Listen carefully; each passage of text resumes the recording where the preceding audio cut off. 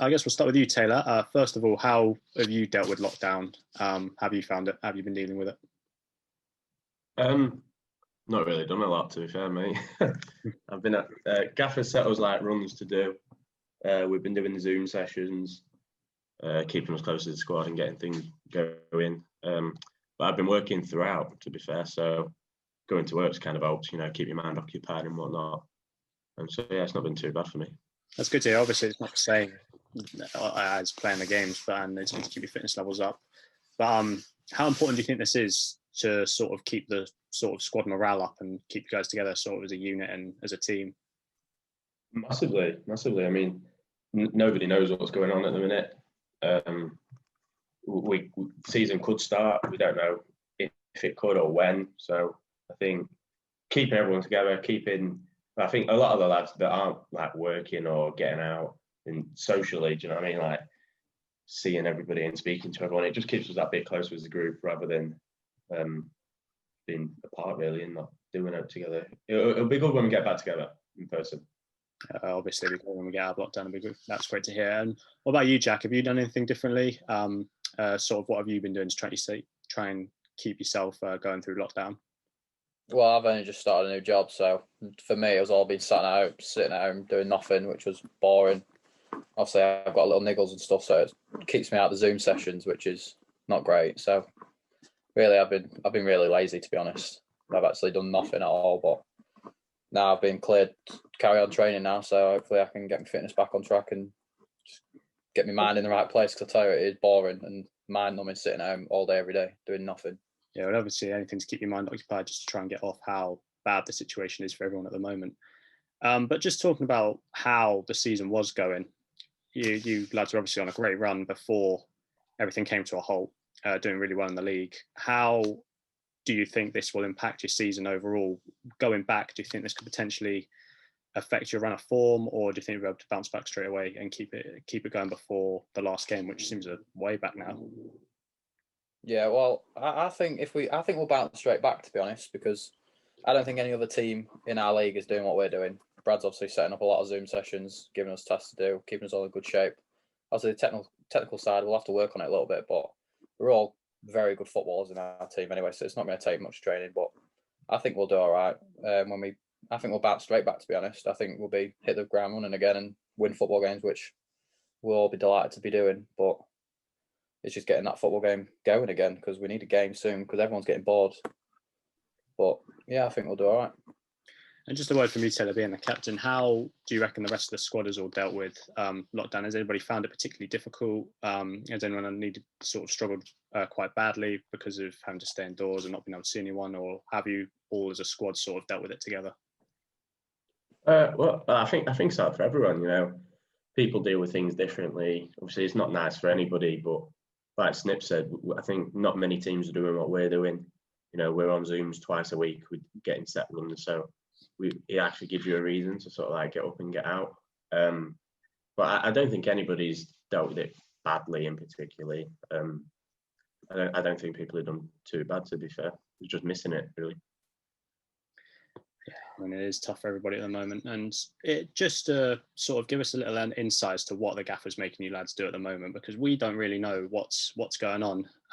We obviously get told that you guys are still sort of trying to keep your fitness levels up, but what are you guys doing specifically to sort of try and get that bit of insight to improve your game? Well, there's no technical stuff, obviously. There's not a lot we can do. It's more just fitness and home workouts. So we're on a Zoom twice a week. One of them is like a HIIT workout for like 40 minutes. Luke, one of the coaches, does that. That's brutal. Like all your press ups, all your sit ups, burpees, stuff like that. Absolutely rinses you. And then the Thursday one's like a stretching session, like a yoga session. So that's good. Like we have a little bit of a laugh on that. I'm still tight from the Tuesday, so I'm buzzing for the yoga tomorrow. And then on the weekends, he's setting us runners to do. So like fastest 5Ks and furthest distance you can go in 3 1K sprints and things like that, which have all got to be timed and sent into him. So that just keeps your mind occupied, really, and keeps you going. Yeah, I mean, that's great to hear that you're keeping your fitness levels up. And how have you found it, Jack? Sort of similar to what Taylor's been saying, or have you struggled quite badly with it, or have you sort of aced it? Oh no, I agree with Taylor. It's brutal. I did the first one. It was horrible. The yoga session was needed, but even that was hurting. But obviously, having little niggles and that, you limit what I can do and stuff. I can sit on the bike and that, but it's not the same as being with the lads and doing all. It's a good laugh to, I suppose, the hit sessions as well as how brutal it is. So yeah, it's good, to be fair. It's good. Yeah, well, that's great to hear that you lads are keeping your fitness levels up and trying to stay as sharp as you can. Obviously, it's not difficult, or it's not easy, sorry, for anybody at this time. I think I'm done here with the lockdown questions for you two. I'm not sure about you, Houston. You got anything? No, I'm ready to move on. Next question, Jay. Okay, well then we'll move on to sort of just a little insight to the squad. What you two think of your teammates and the gaffer. So take it away, Houston. Yeah, Taylor, I'll start with you. First question is, who do you support, and who was the player that you looked up to growing up? I'm a Liverpool fan, and it's unpopular opinion, really. Not a lot of people rate him, but I always loved Daniel Agger growing up. Is that centre half Liverpool? You know, like attacking defender. Always got up, scored a worldie every now and then. Loved an header, loved the tackle. You know, that's the sort of defender I try to base myself on. Well, more when I was a bit younger, when I could run about a bit more. But but yeah, I'd say Daniel Agger. That's what I used to. He was my role model growing up. And you, Jay? I'm a Tottenham fan. To be honest, mine's a weird one. To be honest, so I always used to look up to Ledley King, club captain. Always been a Spurs boy, and always looked to him. I used to be a defender when I was younger. I think that's why I looked up to him. But yeah, I'd be Ledley King. Give off. It's like another sort of question to you both. Like when you're in the dressing room, who's the player who's got some of the questionable, music on? Playing some sort of dodgy music that you can think of. Farley and Bradley, yeah. DJs, yeah, they're DJs, aren't they? I don't think we really had a bad track on. No, most of it's been good stuff, to be fair. Yeah, we always put Pump It Up on when we win in the dressing room after. Yeah, that's good. That's good. Yeah, that gets everyone going. But for a bad track, I don't think we really have one, do we? Ronis and Farley are quite good on DJ duty. You're not going to take any inspiration from Shawley? See what they've been doing after cup matches, singing Adele? Oh, no, not quite like that. No, slightly different taste. Who's got the worst dress sense out of the team, in your opinion? It's got to be Dom, hasn't it? Let's be honest. Got to be Dom, yeah. It has to be Dom. I'm sorry, Dom, but it's Dom. He wore was watching the 16s once, and he wore a bomber jacket, but it was almost like an ankle length one. It was terrible. Like when he walked off, it looked like a cape. And then he wears big baggy joggers for training, doesn't he? Looks like he's gonna get taken off like a kite. Yeah, I know. Yeah. Next question. I think I already know the answer to this one, but who's the player that's always late? Late. Yeah, or sort of unreliable. You'll be sat in the changing room, getting a team talk or something, or out training, and he'll just turn up. Well, if you take the Lincoln lads out, which is understandable, I suppose. I was going to say Stocksy. Yeah, it'd be him or Railton, wouldn't it? Because they're from Lincoln, but Railton, yeah. Don't know. Most people from Gainsborough normally on time, to be fair. I'm trying to think. Ted rocks up every now and then a bit late, but he's from out of town. It's mainly the out of town lads, to be honest. Yeah, I'd say Stocksy, maybe. And who's to play when you're in the when you're in the changing room and you're looking around, you're always looking where he is because he's always making jokes and stuff. You don't know what he's going to do. Who's that sort of player? That's either Scott or Brad. They're both morons when they want to get going. Yeah, I'd say Brad Hardy probably. And best trainer? People. What was that? Sorry. In the team when you're not out training, who trains the hardest? Trains the hardest. Yeah. Brad Ronis probably works his socks off every week. Yeah, Brad Ronis, to be fair. Yeah. A few lads, to be fair, work their socks off. Some of the young lads do as well. Like Tristan, he works his socks off as well. But probably Ronis, to be fair. Yeah. To be fair, probably Ronis. He wears that little vest thing, doesn't he? Measures how far distance he runs and stuff like that. Yeah.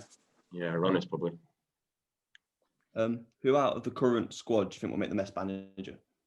Oh God. Manny? I'd say Brad Hardy. Brad Hardy for me. Yeah, but Brad's not a bad shout, to be fair.